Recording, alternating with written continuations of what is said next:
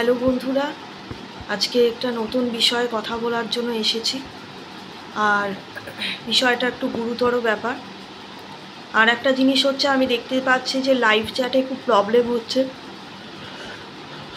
কী সব মডারেটিং সেটিংস এইগুলো বলছি, ইউটিউবের হাজারো নিয়ম, একে এই 2 স্টেপ ভেরিফিকেশান, ফোন নাম্বার, এইসব নানা রকম, যেগুলো নিয়ে আমি প্রায় নাজেহাল হয়ে যাচ্ছি।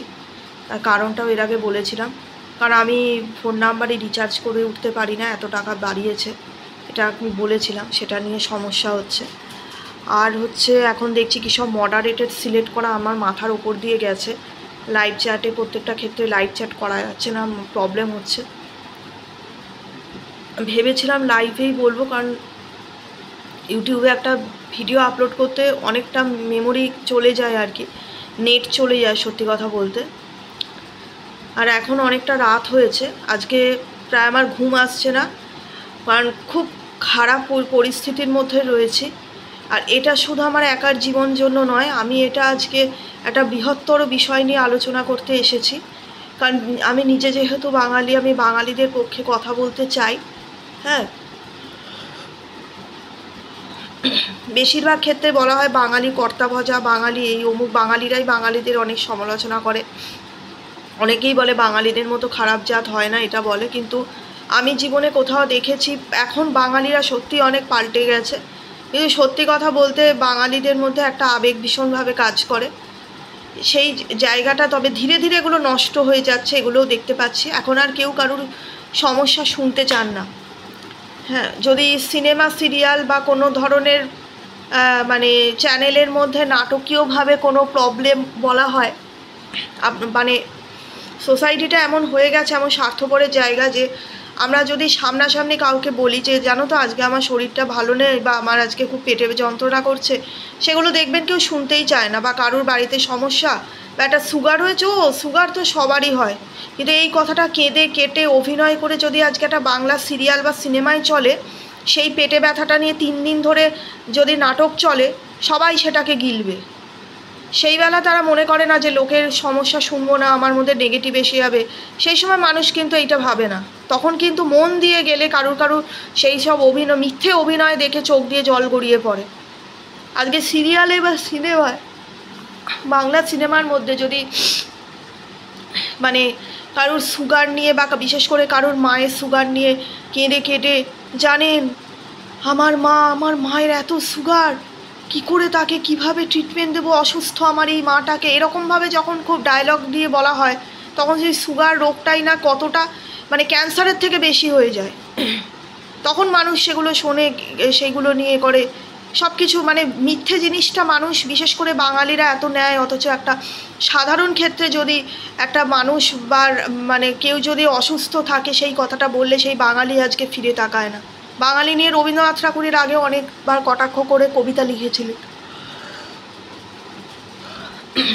আজ এই কথাগুলো কেন বলতে এসেছি, আমি তো এতদিন নিজের বিষয়গুলো নিয়ে কথা বলতাম, কারণ সত্যি কথা বলতে আমাদের বাঙালি সমাজ অত্যন্ত খারাপ হয়ে গেছে। কোনো বাঙালির পাশে থাকে নাই। আমাদের উল্টো দিকে একজন মানে বলতে গেলে আছে, সেই মানে দেখেছি, তাদের দেখেছি, বা আরও দেখেছি, আরও আমাদের রিলেটিভ, তাদের মধ্যেও অনেক আছে দেখেছি। কিন্তু সত্যি কথা বলতে প্রতিবেশী আশেপাশের অনেককে দেখি, মানে এতটা স্বার্থপর, মানে সেই কথাটা মানে বলে বোঝাতে পারবো না। হ্যাঁ, এতটা স্বার্থপর তারা।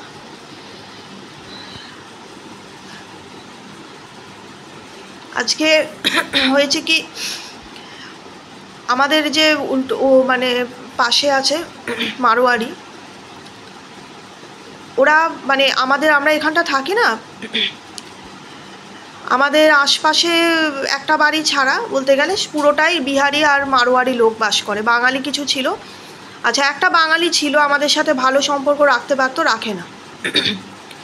আরও খানিকটা এগিয়ে দূরে গেলে একজন আছে, ব্যাগ ট্যাগ বানায়, ব্যাগ ট্যাগ প্রস্তুত করে, সেখানেও তার ছেলের বিয়ে দিল, কিন্তু কথা হয় হয়, একবার বলার প্রয়োজন মনে করলো না। আমার আত্মীয় স্বজনের মধ্যে ভাব নেই। আর সেখানে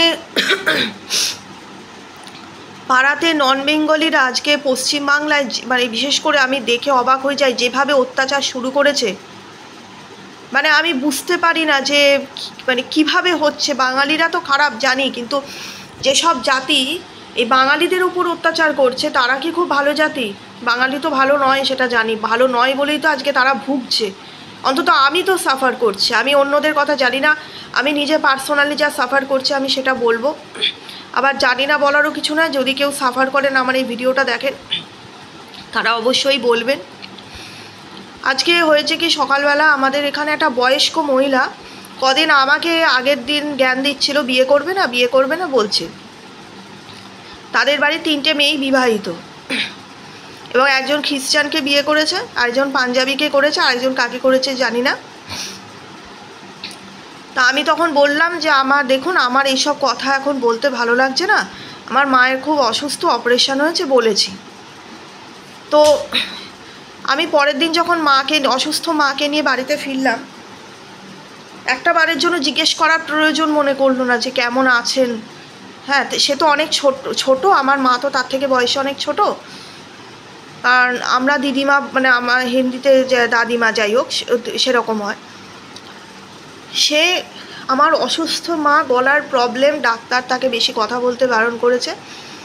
আজকে সকালবেলা সে বলছে কি আমাদের গাছের ডাল নাকি তাদের ওদিকে গেছে, এদিকে তাদের পেয়ারা গাছ থেকে হুড় করে পাতা আমাদের এখানে পড়ছে। অনেক সমস্যা তারা আমাদের জীবনে করেছে। আমার মাধ্যমিক পরীক্ষা যখন, আমি এখন মাধ্যমিক পরীক্ষার্থী, ইংরাজি পরীক্ষা, তার আগের দিন ওদের বড় মেয়েটা আমাকে ডেকে ডেকে নানা রকম কথা ওই কাজের জন্য বলছে। তার স্কুলের ফালতু একটা মানে ড্রয়িং না ওয়ার্ক এডুকেশনের প্রজেক্টের জন্য আমাকে দিয়ে, আমার বাবাকে দিয়ে অনেক কাজ ওরা করিয়ে নিয়েছে। আজকে তারা আমাদের অপমান করে। পাশে একটা বিহারি আছে, আপনি জানেন, এইসব মারোয়ারি বিহারি, এদের বাড়িতে আমি যখন প্রসাদ নিয়ে গেছি এরা ফিরিয়ে দিয়েছে আমার প্রসাদ। কত বড় অপমান! আর আজকে বাঙালিরা নির্লজ্জের মতো আম্বানির স্মার্ট পয়েন্ট থেকে জিনিস কেনে, তবু বাঙালিদের দোকান থেকে জিনিস কেনে না। ফ্লিপকার্ট থেকে মাল নেয় 2 পয়সা সেভ হবে বলে, অথচ ফ্লিপকার্ট থেকে নেব না কেন? চাল ডাল এইসব জিনিস কি আশেপাশের দোকানে পাওয়া যায় না? গ্রসারি খুললেই বাঙালিরা বাঙালিদের ভালো বুঝতে পারছে না। ব্যক্তিগত স্বার্থ চরিতার্থের জন্য নিজের বৃহত্তর জাতির অলরেডি কত বড় ক্ষতি সাধন করে ফেলেছে।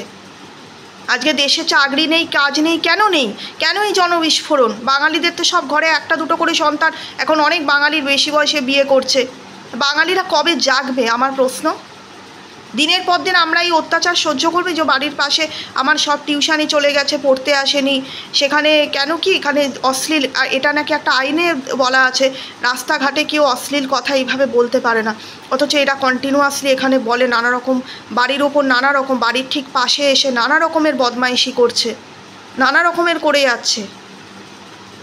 পুরো পাড়াটা এরকম, পুরো পাড়ার লোক আমাদের সঙ্গে খুব খারাপ ব্যবহার করে। একটা বিহারি মতো ঝাড়খণ্ডের আছে, সে তার মেয়ের বিয়ে হলো, সারা পাড়ায় নেমন্তন্ন করে, আমাদের নেমন্তন্ন করেনি। ঠিক আছে, এই রকম অবস্থার মধ্যে বাস করছি। সমস্ত বড় বাজার ঘিরে ফেলেছে। বাঙালিদের কোথাও যাবার জায়গা নেই। কোথায় যাবে বাঙালিরা? তারপরে ওরা দিব্যি বাংলায় ঢুকছে। বাংলা আজকে বিহারে যান তো, একটা দোকান খুলুন তো, একটা বিহারি বাঙালিদের দোকান থেকে জিনিস কিনবে না। আর বাঙালিরা ফেউ ফেউ ফেউ ফেউ করে ওদের দোকান থেকে মাল কিনে ওদের প্রফিট করছে নিজেদের টাকা দিয়ে। আর এই রকম অত্যাচার, এই রকম অপমান করে যাচ্ছে তারা। আমার প্রকাশ্যে নন বেঙ্গলিগুলো ফোন করে বাঙালিদের নানা রকম দোষ বলে, আর বাঙালিরা বোকার মতো হ্যাপি হোলি বলছে, তাদের কালচারের সঙ্গে যুক্ত হচ্ছে। হোলিটার সঙ্গে দোলের কোনো সম্পর্ক নেই। দোলযাত্রা আলাদা, দোলটা অন্য জিনিস, হোলি অন্য জিনিস। হোলি অ্যাকচুয়ালি ন্যাড়াপোড়া অনুষ্ঠানকে বলা হয় হোলি। হোলিকা যে ভক্ত প্রহ্লাদের পিসি ছিলেন, হোলিকা যার মানে একটা বরদান ছিল আগুনে পুড়বে না,